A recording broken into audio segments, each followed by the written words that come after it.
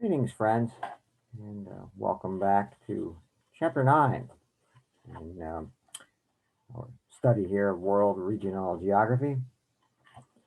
Got thinking about this particular chapter and was reminded of the fact that we've all been in negative situations or been around them where it's kind of difficult to pin the blame on one certain thing, right? Sure, you can relate to that.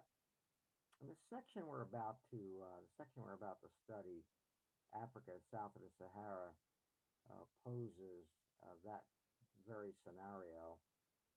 Most of us have seen the late night commercials, or a lot of us have seen the late night commercials. And it's around the time a lot of us have just raided the refrigerator, and you'll see the commercial of a starving child from somewhere in Africa, accompanied by every bone in their rib cage. And the implication is, of course, that economics is some type of zero sum game. If one person has wealth accumulation in one part of the world, then yeah, and someone else does not, right? Someone else does not, and that person that has the wealth accumulation, of course, is the individual sitting on their comfortable couch at that moment, right, with a bag of chips. Well, not only does economics not work that way, but as we're going to see in this study, there's more than one area to tackle, in a perfect world. Okay, so if one is going to be able to stabilize this region, this particular region, there are there's more than one area to hone in on, and again blame. So in light of that, you can turn to page 378, and we'll get started.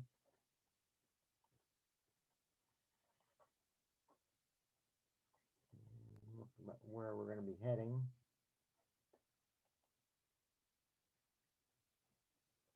And some heads up terms. The IMF. We'll talk about the IMF, the International Monetary Fund, and they're often in concert with the World Bank, and basically uh, they're lending institutions, right? They're lending institutions to generally your uh, poorer nations of the world. And apartheid um, was often in the news in the early mid 80s in South Africa, basically segregation based on race.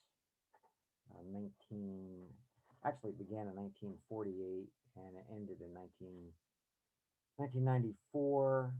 Um, Majority rights, the black majority rights were curtailed.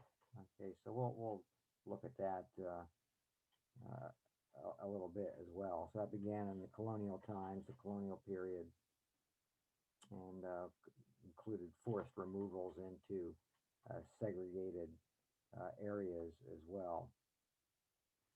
And shanty towns, I'll talk about that. Don't have it up there. Talking about slum areas. Objectives for this chapter. We want to identify colonial developments in Africa. We want to describe the various challenges for the region in the post-independence era.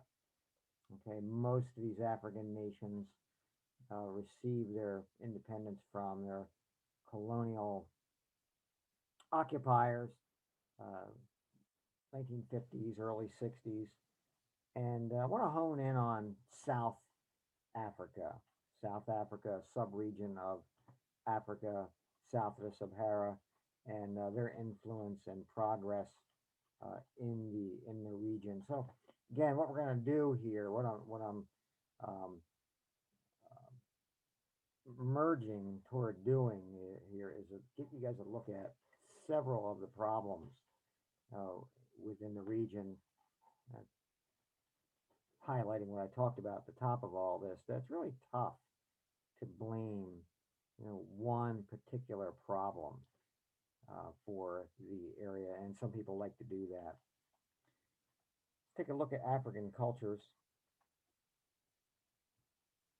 and African ethnic diversity and shared cultures.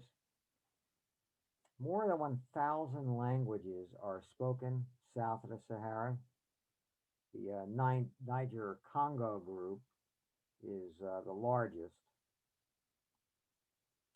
Shared features of African beliefs, close relationship between humans, nature, and spirits. They believe that everyone's a part of a continuing desynchronized religious faith. Believe that everything's part of a continuing chain of life. Wisdom and strong leadership is respected. You might have something to say for the seemingly tolerance toward heavy dictatorships in that particular part of the world. On one hand, many faiths coexist without tension between its rank and file members. However, according to the Freedom Index, and website on religious freedoms here in 2021.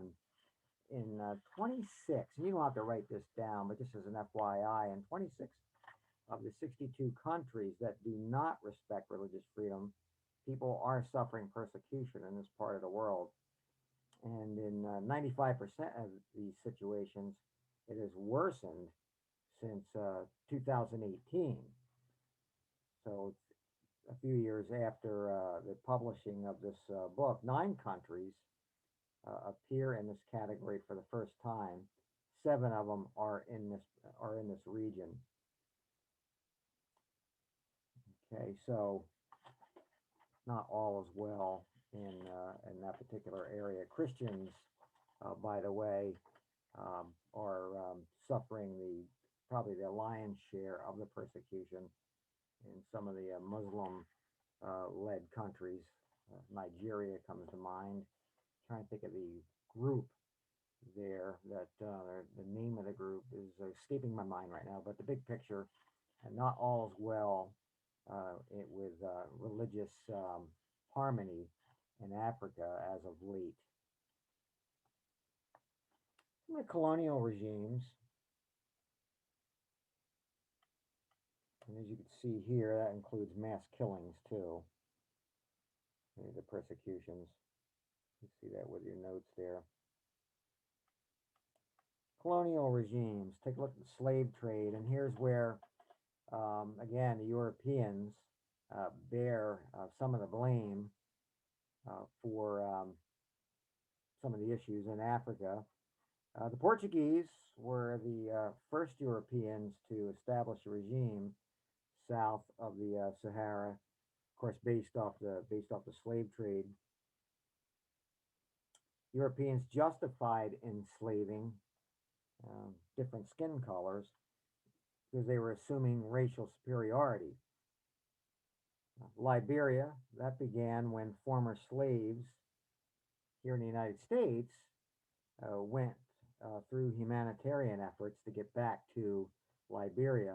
Surprisingly, cover this in my U.S. history courses. Surprisingly, the lion's share of blacks in the South uh, decided to remain in the states after you know Emancipation Proclamation and the Civil War. Instead of going, decided to stay here in the South, the American South. Abraham Lincoln was involved in some of these humanitarian efforts as well.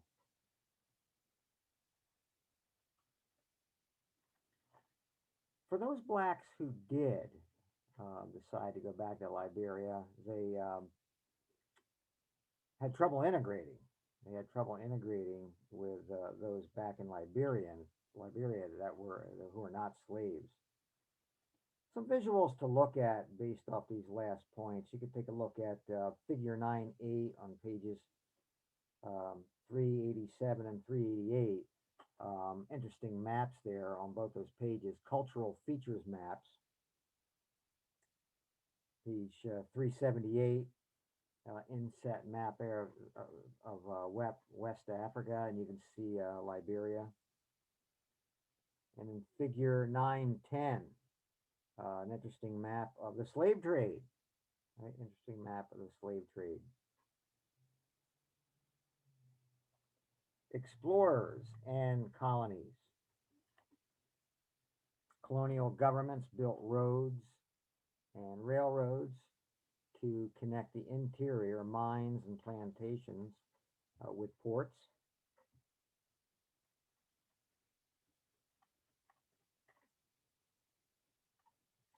And the colonists who settled. Let's take a look at South Africa. And you can take a look for this at page 426. I'm going to mention Cape Town. And you can see where that is on page 426. But the colonists who settled, and take a look at South Africa here. The Dutch. The Dutch built Cape Town to support ships trading with the Dutch West Indies. And after the Boer War, I should have had this on one of the heads up terms. Boer is spelled B-O-E-R. There's a couple things I wanted to put on that those heads up terms, and this was one of them here. The Boer War will be okay, nevertheless. That was the Union, after the Boer War, the Union of South Africa was formed as a self-governing dominion with the British Empire. Blacks' rights were not included. So the Boers, you don't have to write this down, but the Boers were Dutch farmers. The Boers were Dutch farmers. They were there before the British were. The British were interested in, we'll get into the diamond factory a little bit later, but they were interested in some of the minerals there such as diamond production, and so they ran the Dutch out, and they were predominantly represented by the Boer farmers. The British do give South Africa its independence, 1880, 81, somewhere around there. Look at some of the other colonists who settled the particular region. The Germans settled German East Africa, and they did this for coffee and tea production, but after World War One. And it became a British protectorate, today known as modern-day Tanzania.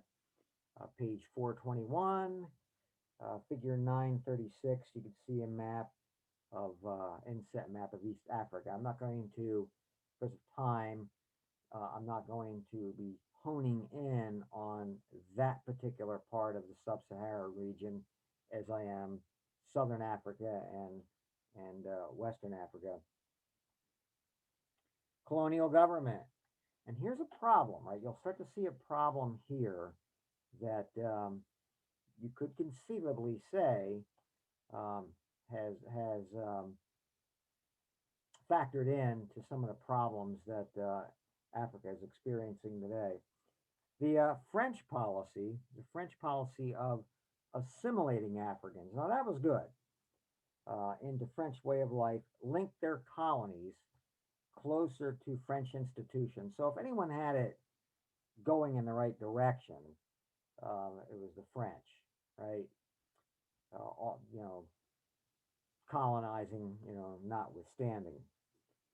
And here's the thing: Africans played a small part in the manufacturing development, the mercantile system. That was the other term I wanted to have on your heads up terms. The mercantile system that the Europeans employed ruled out the manufacturer for local needs. Okay, so economic dependence ensued as a result.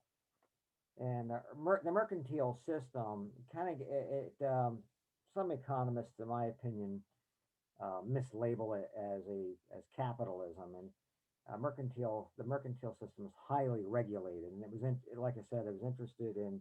And we've talked about this in some of the other chapters. It was interested. It was an export-based system, so a regulated trade, which is certainly not has nothing not related to free market capitalism for sure.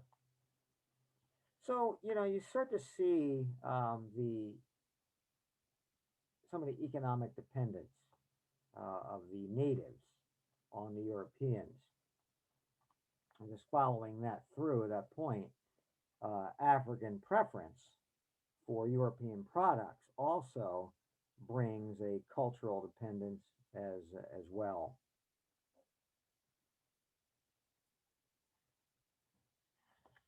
So you can see, African the African dependence beginning to emerge.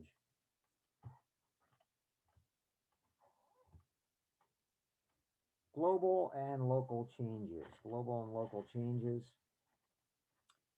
When the Cold War ended, the interest of the so-called allies in Africa had stopped. Heavy debts were a major reason.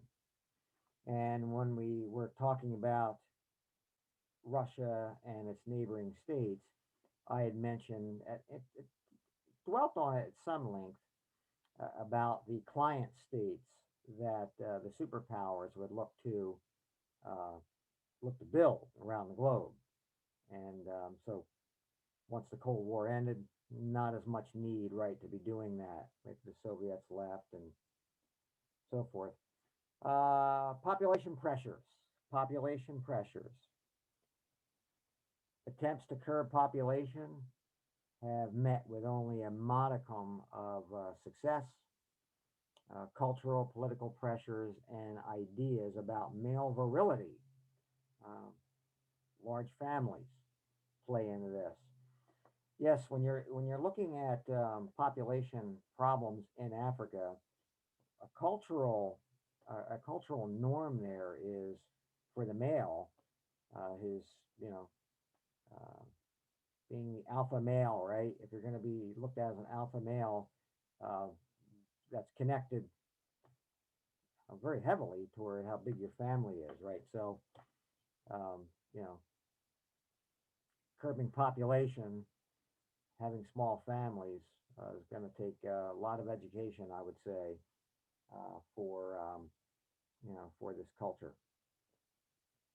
You could turn to page 394 and 395, figures 913 and 915, and some population distribution maps there for you visual types, right? Then HIV and AIDS, right, and other things.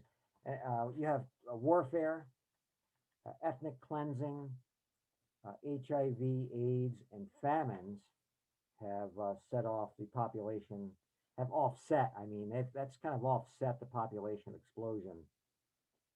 Page 399, interesting map of, it's an infection map of where HIV, AIDS is taking root in the particular region. And with that point, too, with that point, I want to highlight there because, the discussion question is going to hinge on this whole topic. How much of this do you, again, getting back to that blame game, how much of the problem in Africa, sub-Sahara Africa today,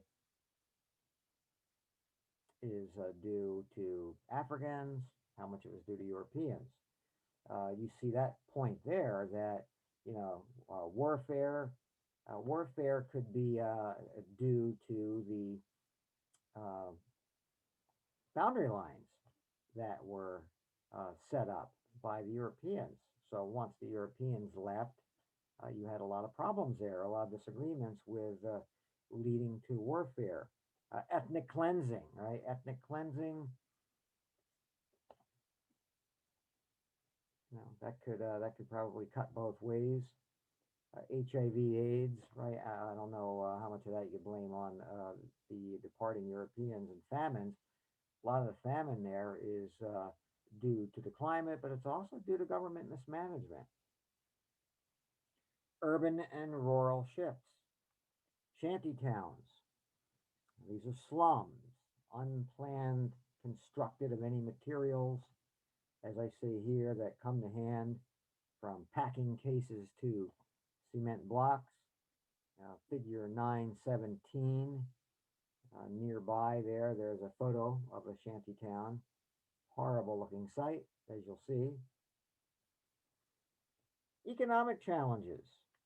Economic challenges. The World Bank and the International Monetary Fund, the IMF, they have restructured lending programs in the 1980s. And here's the thing, here's the rub to this. The emphasis was on exporting commercial crops instead of growing food for local usage. Healthcare subsidies dwindled as a result. But here again, here's the rub. If countries do not adopt those policies, then they will lose subsidies from the IMF. If they do adopt them, they look to perhaps maybe alienate the locals.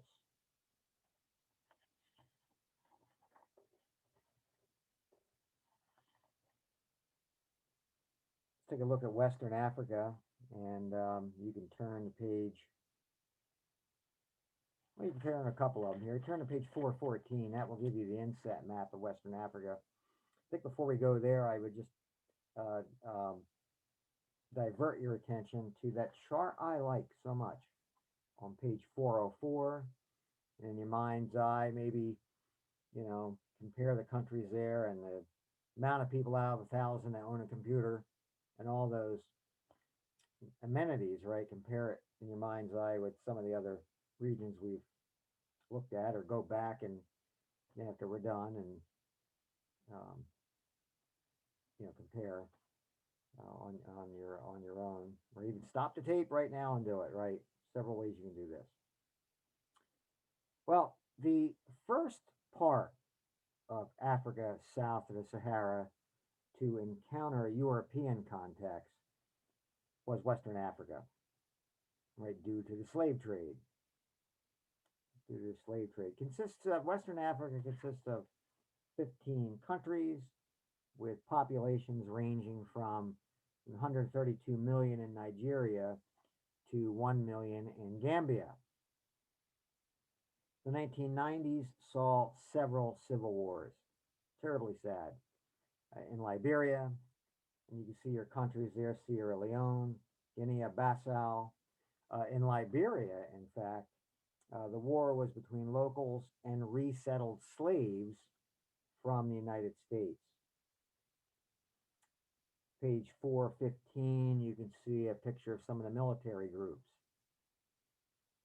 Nigeria. Nigeria has become one of the world's great atrocities, in my opinion.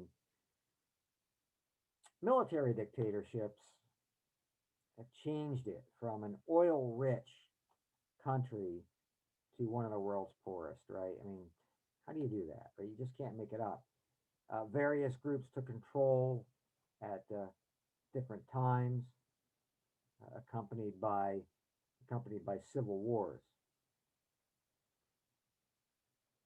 And as I said, there's a growing influx of the Muslim majority, some extremist groups, just mass killings and persecutions of Christians, looking to drive them out of the country. Economic development. After independence from the colonists, from the colonial powers, I should say, from Europe, the horizon it looked brighter, right? Why would it not? It looked brighter for West Africa, but restricted economic bases, population growth, droughts, political conflicts, which we've been talking about, government mismanagement, and just the ever changing flow of world markets have ended those dreams. So you can see, apart from colonialism, there are definitely some challenges facing West Africa.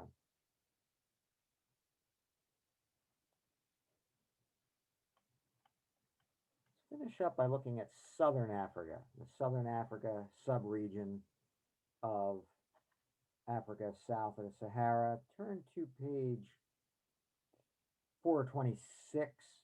426, a map there of the subregion,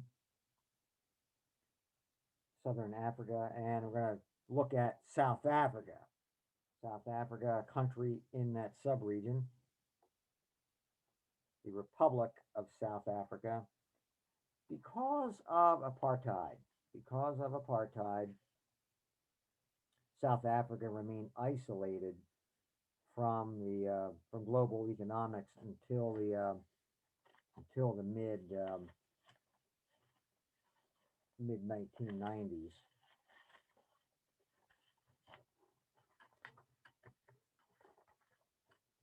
And I wanted to touch on that here briefly.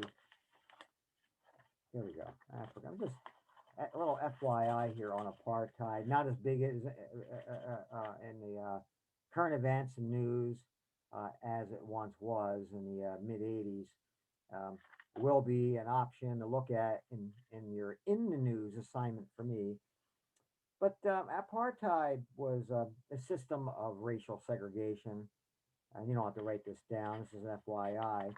Enforced through legislation by the National Party governments, who were the ruling party from 1948 to 1994, under which the rights of the majority black inhabitants of South Africa were curtailed in a major way, and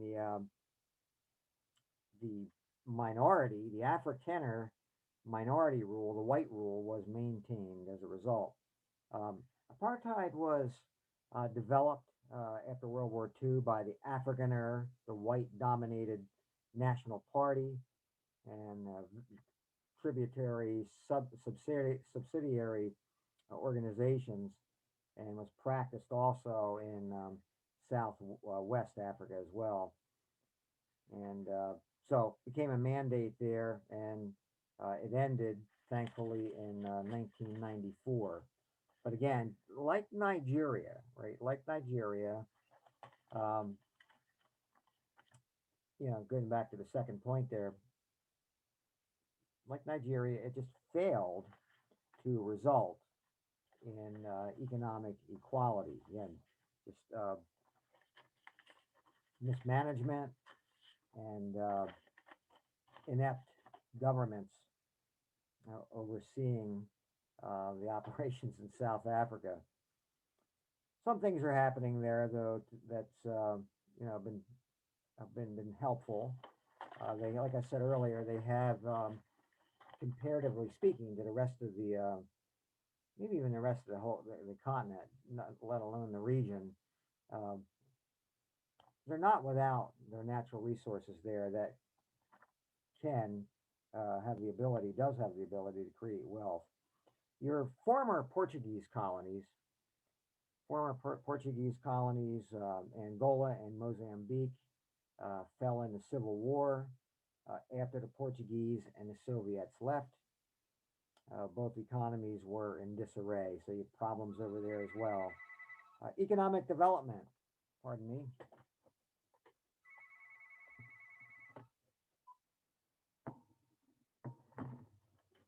But I had that turned off.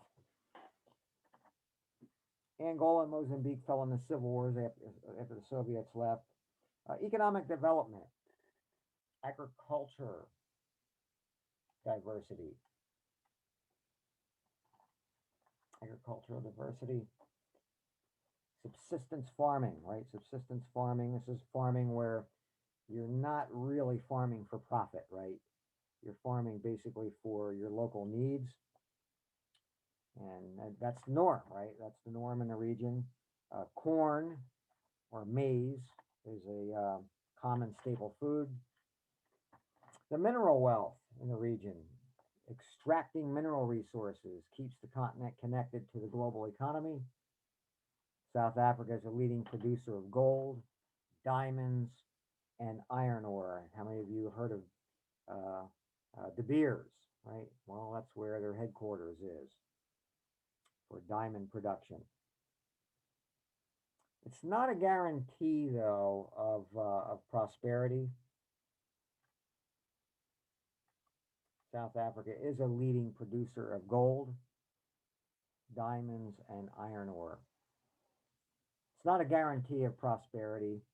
Economic cycles of boom and bust in wealthier countries can cause global markets to fluctuate. That can affect local incomes and economies. Page 432, there's a picture there of some of the copper mining. So it's mining wealth. Then mineral wealth. Let's take a look at the mineral wealth in the other countries of the sub-region of Southern Africa.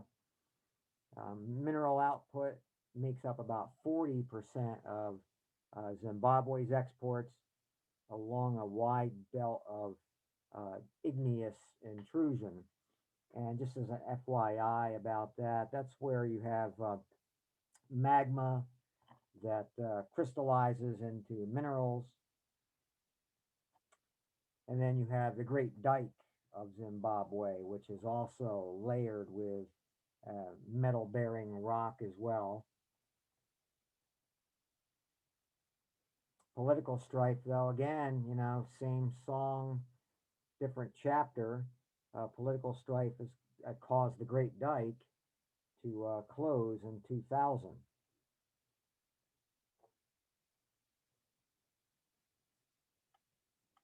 South Africa dominates in Southern Africa.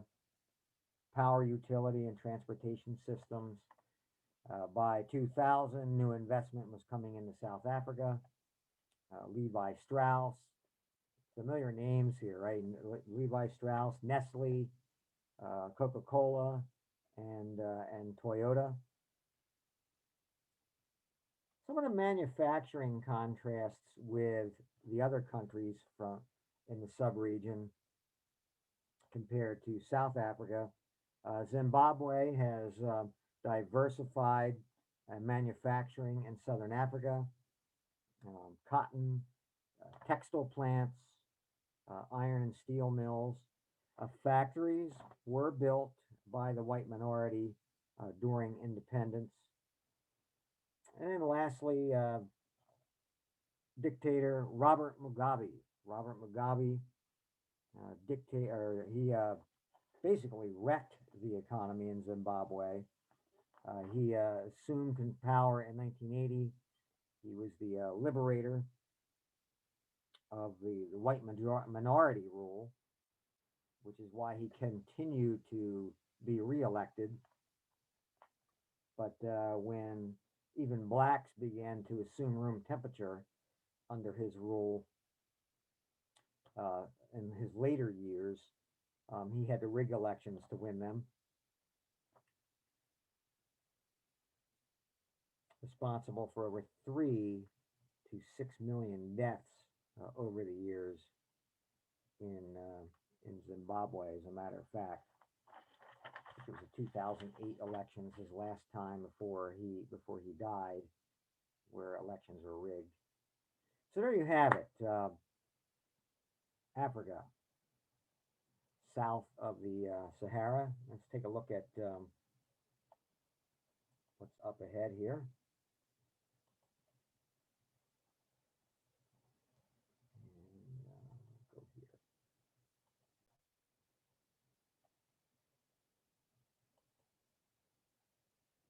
You have your graphic organizer there, and you can read recap that on your own there in light of time. Your reading. Reading is another atrocity. Rwanda, right? I'm sure all of you guys have heard about Rwanda. I want you to read that in your textbook, page 410, 411. And interesting situation there, right? The Europeans uh, were there, caused a lot of problems, left, and you can make an argument there. How much of that was due to the Europeans, and how much of that was just again power struggles and racial issues between black-skinned and light-skinned blacks in Rwanda, right? So I don't want to be a spoiler. You can read about all of that and come to your own conclusions there. Videos, you got one on Nigeria, right? Some of the mismanagement there and dying to be free. Some of the problems in this part of the region because of government mismanagement. Thursday night in the news is due. A lot of good material there to choose from. Friday, your initial posts are due. Sunday, response posts are due, and then quiz on Monday. And then we begin an area probably um, the least known of all of the subregions, Australia, Oceania, and Antarctica. Oceania is we touched on the island nations a little bit when we were looking at Southeast Asia. There we will be examining that a little bit closer. So there you have that. All right. So any questions, comments? You know how to get a hold of me. And again, Thursday night. If you're, you know, I'm not able to answer your questions, or you still have some pressing questions, let me know beforehand, and we'll set up a Zoom conference. Until then, I will talk to you guys next time, and you guys have a great week and get A's and everything. Okay.